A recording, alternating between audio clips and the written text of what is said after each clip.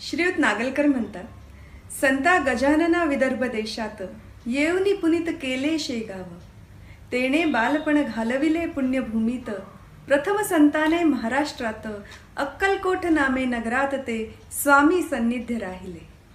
अर्थात गजानन महाराज शेगावी प्रकटण्याआधी अक्कलकोट स्वामी समर्थांच्या आश्रमामध्ये राहिले.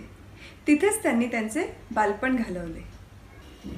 अक्कलकोटला स्वामी समर्थ 1856 साली प्रकटले व 1878 साली त्यांनी समाधी घेतली. स्वामी समर्थ हे पूर्ण दत्तावतार होते. स्वामी समर्थ शेवटी फिरत फिरत अक्कलकोट येथे आले आणि उर्वरित आयुष्य अक्कलकोटमध्ये त्यांनी घालवले. या काळात लोकांना भक्ती मार्गाला लावण्यासाठी त्यांनी अनेक चमत्कार केले.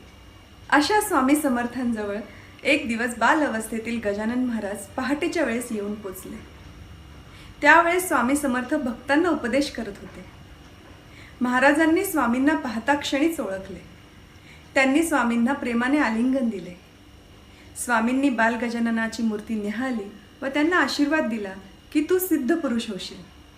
आता तू आश्रमात माझ्यासोबतच राहा.